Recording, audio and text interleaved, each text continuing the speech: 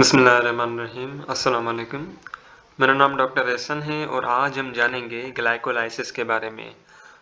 Glyco means glucose and lysis means breakdown. इस process में basically होता क्या है कि ग्लूकोज जो है ना वो टूटता है। ठीक है। अब ग्लाइकोलाइसिस जो है ना ये बेसिकली एक एनारोबिक पाथवे है। ठीक है, क्योंकि इसमें ग्लूकोज जो है ना वो ऑक्सीजन की गैर मौजूदगी में टूटता है। ठीक है। सबसे पहले समझ लेते हैं कि ग्लाइकोलाइसिस में होता क्या है। Suppose this is a glucose. ठीक है, ये बेसिकली ग्लूकोज है। अब ग्लूकोज जो है ना सबसे पहले कन्वर्ट होगा ग्लूकोज 6 फॉस्फेट में। ठीक है, ग्लूकोज किस में कन्वर्ट होगा? ग्लूकोज 6 फॉस्फेट में। ठीक है, और ये फॉस्फेट कहाँ से आया? ये फॉस्फेट आया बेसिकली एटीपी से। ठीक है, ये फॉस्फेट आया बेसिकली एटीपी से। अब ये 6 क्यों बोला? क्योंकि ग्लूकोज में कितने कार्बन होते हैं? 6 कार्बन होते हैं ना। 1 2 3 4 5 6। ठीक है। अब बेसिकली छठे कार्बन पे फॉस्फेट अटैच्ड है। ठीक है, जैसे ही फॉस्फेट छठे कार्बन पे अटैच्ड होगी ना तो हम इसे कहेंगे ग्लूकोज 6 फॉस्फेट, यानी कि छठे कार्बन पे फॉस्फेट अटैच्ड है। ठीक है। अब बेसिकली ग्लूकोज 6 फॉस्फेट जो है ना ये कन्वर्ट होगा फ्रक्टोज 6 फॉस्फेट में। ठीक है। अब ग्लूकोज कन्वर्ट हो गया फ्रक्टोज 6 फॉस्फेट में। ठीक है। अब फ्रक्टोज जो है ना, अब ये फ्रक्टोज 6 फॉस्फेट कन्वर्ट होगा फ्रक्टोज 1,6 बिसफॉस्फेट। ठीक है, फ्रक्टोज 1,6 बिसफॉस्फेट। अब 1,6 क्यों बोला? बिकॉज फ्रक्टोज में भी बेसिकली 6 कार्बन होते हैं। ठीक है। अब जो पहला वाला कार्बन है ना फ्रक्टोज का, उस पे भी फॉस्फेट अटैच्ड हो जाएगा। ठीक है, छठे कार्बन पे भी और पहले वाले कार्बन पे भी, इसलिए हमने इसे कहा फ्रक्टोज 1,6, यानी कि कार्बन नंबर 1 और कार्बन नंबर 6 दोनों पे क्या है? फॉस्फेट अटैच्ड है। और बिस यानी कि दो, यानी कि दो फॉस्फेट अटैच्ड हैं। ठीक है। अब फ्रक्टोज 1,6 बिस फॉस्फेट जो है ना ये अब दो कंपाउंड में टूटेगा। ठीक है, किस में टूटेगा? दो कंपाउंड में टूटेगा। अब फ्रक्टोज जो है वो 6 कार्बन से बना हुआ है, तो अब जो दो कंपाउंड इसमें से बनेंगे ना वो 3-3 कार्बन के होंगे। ठीक है। एक है ग्लिसरल्डिहाइड ट्राइफॉस्फेट। ठीक है, G3P, जिसमें 3 कार्बन होते हैं। And then we have the di hydroxy acetone phosphate. ठीक है, मैं शॉर्ट में लिख रहा हूं DHAP, di hydroxy acetone phosphate. और ये डाई हाइड्रोक्सी एसीटोन फॉस्फेट जो है ना इसके अंदर भी 3 कार्बन होते हैं। ठीक है, 3 कार्बन इसके अंदर और 3 कार्बन इसके अंदर। ठीक है। अब बेसिकली क्या होता है कि ये जो डाई हाइड्रोक्सी एसीटोन फॉस्फेट है ना ये भी कन्वर्ट हो जाता है G3P के अंदर। ठीक है, डाई हाइड्रोक्सी एसीटोन फॉस्फेट किस में कन्वर्ट हो गया? ग्लिसरल्डिहाइड ट्राइफॉस्फेट के अंदर। ठीक है। अब बेसिकली हमारे पास बन गए दो ग्लिसरल्डिहाइड ट्राइफॉस्फेट। ठीक है। और यहाँ पे इस वाले स्टेज में जो फ्रक्टोज 1,6 बिसफॉस्फेट जो फॉस्फेट हमें आया था ना, फॉस्फेट जो फ्रक्टोज 6 फॉस्फेट को मिला था, जिसकी वजह से फ्रक्टोज 6 फॉस्फेट कन्वर्ट हो गया था फ्रक्टोज 1,6 बिसफॉस्फेट में, तो वो फॉस्फेट भी बेसिकली एटीपी से ही आया था। ठीक है, वो फॉस्फेट भी एटीपी से ही आया था। अब यहाँ पे फोकस करें, अब हमारे पास बन गए दो ग्लिसरल्डिहाइड ट्राइफॉस्फेट। ठीक है। अब बेसिकली क्या होगा कि इन ग्लिसरल्डिहाइड ट्राइफॉस्फेट से हाइड्रोजन निकलेंगे। ठीक है, हाइड्रोजन निकलेंगे और दो फॉस्फेट जो है ना अटैच्ड होंगे। ठीक है, एक फॉस्फेट एक G3P के पास और दूसरा फॉस्फेट दूसरा G3P के पास। ठीक है। क्या होगा कि G3P, इन दोनों G3P से बेसिकली हाइड्रोजन निकलेंगे, वो हाइड्रोजन जाएंगे NAD के पास। ठीक है, NAD के पास जाएंगे तो NAD जो है ना ये बेसिकली कन्वर्ट हो जाएगा NADH में। ठीक है, ये किस में कन्वर्ट हो जाएगा? NADH में। ओके। और यहाँ पे बेसिकली दो फॉस्फेट भी आएंगे, दो इनऑर्गेनिक फॉस्फेट। और ये फॉस्फेट कहाँ से आए? ये बेसिकली साइटोप्लाज्म से आए। ठीक है, एक फॉस्फेट एक G3P के पास और दूसरा फॉस्फेट दूसरे वाले G3 के पास। ठीक है। अब इन दोनों G3P से बेसिकली हाइड्रोजन भी निकलेंगे और अब ये कन्वर्ट हो जाएंगे 1,3 बिस फोस्फोग्लिसरेट। ठीक है, ये कन्वर्ट हो जाएंगे 1,3 बिस फोस्फोग्लिसरेट। क्योंकि देखिए ग्लिसरल्डिहाइड ट्राइफॉस्फेट ये बेसिकली इसके अंदर होते हैं 3 कार्बन, 1 2 और 3। और ट्राइफॉस्फेट ग्लिसरॉल्डिहाइड ट्राइफॉस्फेट इसलिए बोला क्योंकि इसके तीसरे कार्बन पे फॉस्फेट अटैच्ड है। ठीक है, अब हमने क्या किया कि अब हमने एक फॉस्फेट और डाल दिया इस G3P के अंदर। ठीक है, और वो अटैच्ड हुआ कार्बन नंबर 1 पे। ठीक है, वो अटैच्ड हुआ कार्बन नंबर 1 पे। तो हमारे पास बन गया 1,3 बिस फॉस्फोग्लिसरेट, और ये भी दो ही होंगे। ठीक है, क्योंकि दो G3P हैं तो दो फॉस्फेट इनके पास गए और हाइड्रोजन इनमें से निकले तो G3P कन्वर्ट हो गए 1,3 डाइफॉस्फोग्लिसरेट या बिसफॉस्फोग्लिसरेट। ठीक है, बिसफॉस्फोग्लिसरेट। अब क्या होगा कि जो फॉस्फेट अटैच्ड हुआ था ना कार्बन नंबर 1 पे, वही फॉस्फेट टूटेगा यहां से। ठीक है, वही फॉस्फेट टूट गया और अब ये कन्वर्ट हो जाएंगे 3 फोस्फोग्लिसरेट में। ठीक है, पहले किस में थे 1,3 बिस फोस्फोग्लिसरेट में थे ना, तो बेसिकली फॉस्फेट जो है ना पहले कार्बन से निकल जाएगा और अब ये कन्वर्ट हो जाएंगे 3 फोस्फोग्लिसरेट में। और जो फॉस्फेट है वो कहाँ पे चला जाएगा, वो बेसिकली चला जाएगा एडीपी के पास। ठीक है, वो एडीपी के पास चला जाएगा फॉस्फेट, और एडीपी एटीपी में कन्वर्ट हो जाएगा। ठीक है, एडीपी एटीपी में कन्वर्ट हो जाएगा। अब बेसिकली क्या है कि इस फोस्फोग्लिसरेट, इस 3 फोस्फोग्लिसरेट में जो फॉस्फेट अटैच्ड है ना, वो तीसरे कार्बन पर है। ठीक है, this is carbon number 1 2 and 3। सो इस तीसरे कार्बन पे क्या है, फॉस्फेट ग्रुप अटैच्ड है। अब दूसरे स्टेप में क्या होगा, ये जो फॉस्फेट यहाँ पे अटैच्ड है ना, ये अब यहाँ से उठ के दूसरे कार्बन पे अटैच्ड हो जाएगा। ठीक है, यहां से उठ के, यहां से हिजरत करके ये चला जाएगा कार्बन नंबर 2 पे। तो 3 फोस्फेट ग्लिसरेट कन्वर्ट हो जाएगा 2 फोस्फोग्लिसरेट में। क्यों 2 क्यों बोला, बिकॉज अब फॉस्फेट जो है ना वो सेकंड कार्बन पे अटैच्ड है। ठीक है, अब बेसिकली क्या होगा कि 2 फोस्फोग्लिसरेट जो है ना, ये अब कन्वर्ट होगा पीईपी में। ठीक है, पीईपी में। पीईपी का full form phospho enol pyruvate. ठीक है, फोस्फो इनोल पायरुवेट। ठीक है, अब 2 फोस्फोग्लिसरेट बेसिकली कन्वर्ट हो गया फोस्फो इनोल पायरुवेट में, और फोस्फो इनोल पायरुवेट से भी फॉस्फेट निकलेगा। ठीक है, जब फोस्फो इनोल पायरुवेट से फॉस्फेट निकलेगा तो पीईपी कन्वर्ट हो जाएगा पायरुवेट में। ठीक है, पीईपी कन्वर्ट हो जाएगा पायरुवेट में। ठीक है, so this is the entire glycolysis, और ये सब दो दो ही होंगे। ठीक है, 2G3B कन्वर्ट हुए 2 मॉलिक्यूल ऑफ 1,3 बिस फोस्फोग्लिसरेट में। अब 2 मॉलिक्यूल ऑफ 1,3 बिस फोस्फोग्लिसरेट कन्वर्ट हुए 2 मॉलिक्यूल ऑफ 3 फोस्फोग्लिसरेट में। अब 2 मॉलिक्यूल ऑफ 3 फोस्फोग्लिसरेट कन्वर्ट हुए वंस अगेन 2 मॉलिक्यूल ऑफ 2 फोस्फोग्लिसरेट में, और 2 मॉलिक्यूल ऑफ 2 फोस्फोग्लिसरेट कन्वर्ट हुए 2 फोस्फोइनोल पायरुवेट में, और 2 फोस्फोइनोल पायरुवेट कन्वर्ट हुए 2 पायरुवेट में। ठीक है, तो ग्लाइकोलाइसिस के एंड में हमें क्या मिला, 2 पायरुवेट मिले। ठीक है, पायरुवेट कह लें या पायरुविक एसिड कह लें, बात एक ही है। अब यहाँ पे जरा फोकस करें। सबसे पहले ग्लूकोज जो है वो कन्वर्ट हुआ ग्लूकोज 6 फॉस्फेट में। ठीक है, अब ये फॉस्फेट आया कहां से, ये बेसिकली एटीपी के पास आया। ठीक है, एटीपी ने दिया, एटीपी से फॉस्फेट आया ग्लूकोज के पास, और ग्लूकोज कन्वर्ट हुआ ग्लूकोज 6 फॉस्फेट में, और ये एटीपी फिर कन्वर्ट हो गया एडीपी में। ठीक, अब ग्लूकोज 6 फॉस्फेट जो है ना, ये कन्वर्ट होगा फ्रक्टोज 6 फॉस्फेट में। ठीक है, यानी कि इसकी बेसिकली आइसोमराइजेशन होगी। ठीक है, आइसोमराइजेशन, आइसोमर्स बेसिकली हम कहते हैं कि जिनके पास सेम मॉलिक्यूलर फार्मूला हो। ठीक है, लेकिन मुख्तलिफ स्ट्रक्चरल फार्मूला हो। ठीक है, सो ग्लूकोज 6 फॉस्फेट कन्वर्ट हो गया फ्रक्टोज 6 फॉस्फेट में। ठीक है, अब फ्रक्टोज के पास भी 6 कार्बन ही होते हैं। ठीक है, अब बेसिकली दूसरा फॉस्फेट आएगा फ्रक्टोज के पास, और ये फॉस्फेट कहां से आएगा, एटीपी से आएगा।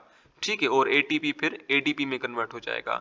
सो फ्रक्टोज 6 फॉस्फेट के पास फॉस्फेट आया, और फ्रक्टोज 6 फॉस्फेट कन्वर्ट हो गया फ्रक्टोज 1,6 बिस फॉस्फेट में। बिस कह लें या डाई फॉस्फेट कह लें, डाई या बिस यानी कि दो। ठीक है, डाई का मतलब दो, या बिस का मतलब भी दो ही होते हैं। ठीक है, अब बेसिकली फ्रक्टोज 6 फॉस्फेट जो है ना, ये टूटेगा दो कंपाउंड में। एक है ग्लिसरल्डिहाइड ट्राइफॉस्फेट, और दूसरा है डाई हाइड्रोक्सी एसीटोन फॉस्फेट। ठीक है, फिर क्या होगा, ये डाई हाइड्रोक्सी एसीटोन फॉस्फेट भी ग्लिसरल्डिहाइड ट्राइफॉस्फेट में कन्वर्ट होगा। ठीक है, तो हमारे पास बन गए दो ग्लिसरल्डिहाइड ट्राइफॉस्फेट। अब क्या होगा कि ग्लिसरल्डिहाइड ट्राइफॉस्फेट से हाइड्रोजन निकलेंगे, और वो हाइड्रोजन जाएंगे NAD के पास, और NAD कन्वर्ट होगा NADH में। ठीक है, एक तो ये चीज होगी और दूसरा बेसिकली इनऑर्गेनिक फॉस्फेट, दो इनऑर्गेनिक फॉस्फेट भी इन दो G3P के पास जाएंगे। ठीक है, एक फॉस्फेट एक G3P के पास और दूसरा फॉस्फेट दूसरा G3P के पास। फिर क्या होगा कि ग्लिसरल्डिहाइड ट्राइफॉस्फेट जो है ना, ये कन्वर्ट होगा 1,3 डायफॉस्फोग्लिसरेट या 1,3 बिसफॉस्फोग्लिसरेट। ठीक है, बात एक ही है, डाई कह लें बिस कह लें, बात एक ही है। तो वंस अगेन अभी भी हमारे पास 2 मॉलिक्यूल्स ही बने 1,3 बिसफॉस्फोग्लिसरेट के। ठीक है, क्योंकि ये दो फॉस्फेट आए और ये दो फॉस्फेट कार्बन नंबर 1 पे अटैच्ड हैं, तो इसलिए हमने नाम दिया 1,3 बिसफॉस्फोग्लिसरेट। ठीक है, अब बेसिकली क्या होगा कि ये जो फॉस्फेट अटैच्ड हुआ था पहले कार्बन पे, वही फॉस्फेट टूटेगा और एडीपी के पास जाएगा। ठीक है, फिर क्या होगा, एडीपी जो है ये कन्वर्ट हो जाएगा एटीपी के अंदर।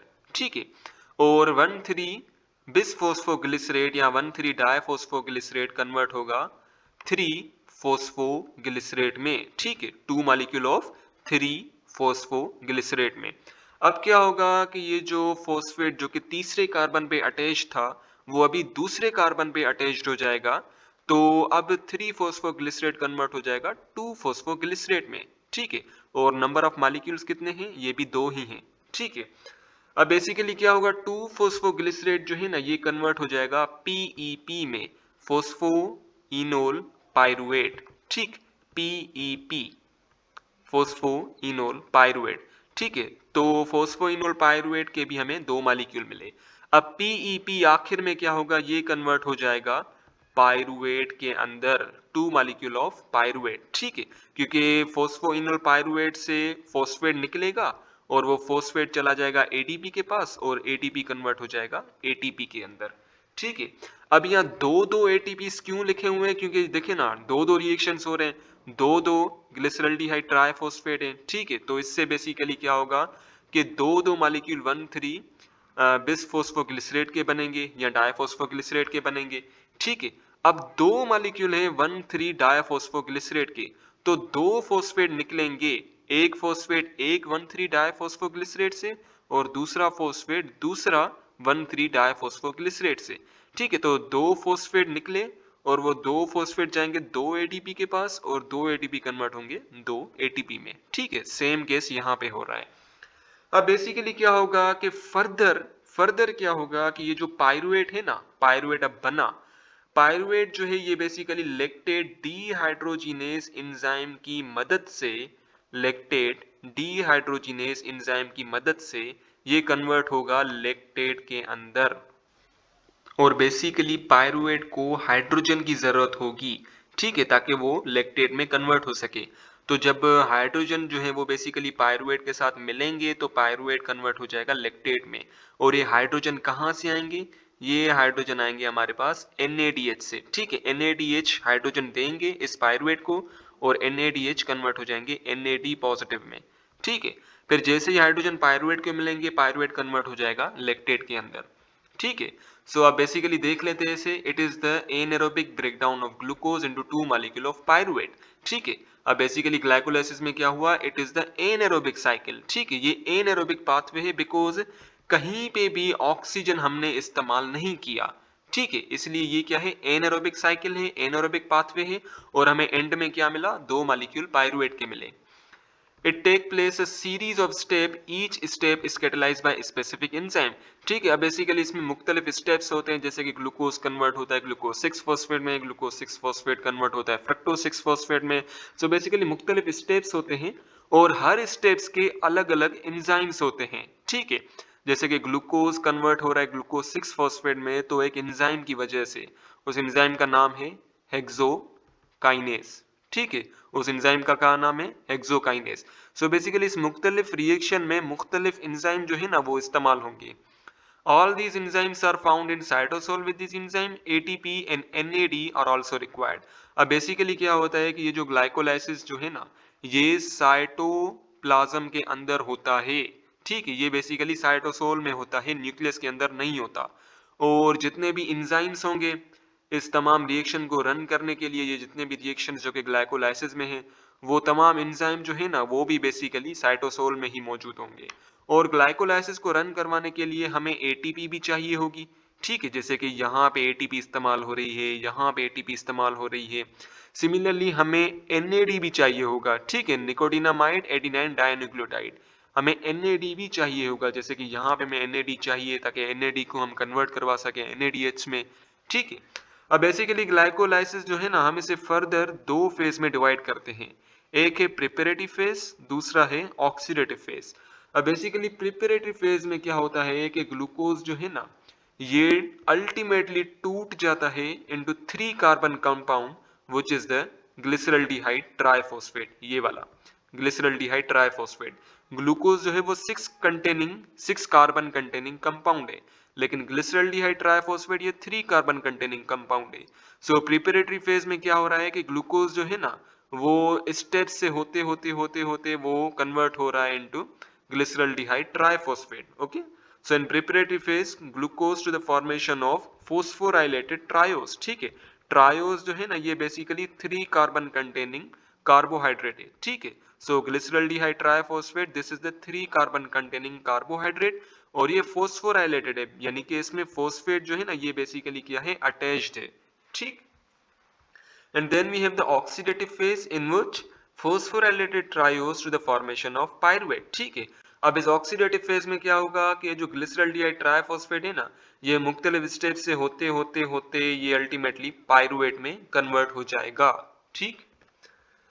Now in the preparatory phase, अच्छा अब इस फेज में बेसिकली क्या होगा कि ग्लूकोज फोस्फोराइलेटेड होगा ग्लूकोज 6 फॉस्फेट में, ठीक है। फिर ग्लूकोज 6 फॉस्फेट फ्रक्टोज 6 फॉस्फेट में कन्वर्ट होगा, इसकी आइसोमराइजेशन होगी, और fructose 6 phosphate fructose 1,6 bis phosphate में कन्वर्ट होगा, ठीक है। और बेसिकली यहाँ पे एटीपी हमें चाहिए होंगी, ठीक है, क्योंकि फॉस्फेट जो है ना, ये बेसिकली एटीपी से ही आता है, ठीक है। अब बेसिकली क्या होता है कि प्रिपरेटरी फेज में हमें 2 एटीपी चाहिए होती हैं, ठीक है। एक एटीपी ये वाली और दूसरी एटीपी ये वाली, ठीक है। सो बेसिकली प्रिपरेटरी फेज में 2 एटीपीज हमें चाहिए होती हैं, और आखिरकार क्या होता है, फ्रक्टोज 1,6 बिसफॉस्फेट जो है ना, वो टूट जाता है इनटू ग्लिसरल्डिहाइड ट्राइफॉस्फेट या 3 फॉस्फोग्लिसरल्डिहाइड, बात एक ही है। And number second one is the dihydroxy acetone phosphate, ठीक है। फिर ये जो डाईहाइड्रोक्सी एसीटोन फॉस्फेट है ना, ये भी फिर कन्वर्ट हो जाता है इनटू ग्लिसरल्डिहाइड ट्राइफॉस्फेट या 3 फॉस्फोग्लिसरेट, ठीक है, बात एक ही है। Then we have the oxidative phase. अच्छा अब ऑक्सीडेटिव फेज में क्या होता है, in this phase the molecule of triose phosphate are oxidized as well as 2 electron and 2 proton are removed from phosphorylated triose and transferred to NAD to reduce it into NADH2। अब basically इसमें क्या होता है कि ये जो glyceraldehyde triphosphate है, ठीक है, उसमें से क्या हुआ, हाइड्रोजन निकले, ठीक है, 2 प्रोटॉन निकले और 2 इलेक्ट्रॉन भी निकले, ठीक है। ये चीज आपने ध्यान में रखनी है, हाइड्रोजन के साथ साथ इलेक्ट्रॉन्स भी निकलते हैं, ठीक है, हाइड्रोजन के साथ साथ इलेक्ट्रॉन्स भी निकलते हैं, और वो हाइड्रोजन कहाँ जाते हैं, NAD के पास, ठीक है, और NAD कन्वर्ट होता है NADH2 में, ठीक है। और therefore it is called redox reaction, ठीक है। ये जो पहला वाला रिएक्शन है ना, this is the redox reaction, ओ ये वाला रिएक्शन, ये वाला, this is the redox reaction. Redox क्यों बोला, बिकॉज ग्लिसरल्डिहाइड ट्राइफॉस्फेट की ऑक्सीडेशन हो रही है, लेकिन NAD की क्या हो रही है, रिडक्शन हो रही है, क्योंकि ग्लिसरल्डिहाइड ट्राइफॉस्फेट से तो हाइड्रोजन निकले, लेकिन NAD के पास वो क्या गए, हाइड्रोजन चले गए, ठीक है। तो NAD रिड्यूस हुआ, ग्लिसरल्डिहाइड ट्राइफॉस्फेट ऑक्सीडाइज हुआ, ठीक है। तो इसलिए हम इसे कहते हैं this is the redox reaction. During this phase, 4 ATPs are also produced by substrate level phosphorylation। अब बेसिकली ऑक्सीडेटिव फेज में क्या होता है कि 4 ATPs बनती हैं, 4 कैसे, 2 ATPs यहाँ पे बनी और 2 ATPs यहाँ पे बनी, ठीक है। सो ओवरऑल इसमें 4 ATPs बनती हैं, ठीक है। और सबस्ट्रेट लेवल फॉस्फोराइलेशन बेसिकली हम कहते हैं कि जब भी एक ऑर्गेनिक मॉलिक्यूल से दूसरे ऑर्गेनिक मॉलिक्यूल में जब फॉस्फेट ट्रांसफर होता है ना, तो इसे हम कहते हैं सबस्ट्रेट लेवल फॉस्फोराइलेशन। सपोज ये एक ऑर्गेनिक मॉलिक्यूल है और ये क्या है, फॉस्फेट, ठीक है। ये ऑर्गेनिक मॉलिक्यूल है, इसके साथ क्या है, फॉस्फेट अटैच्ड है।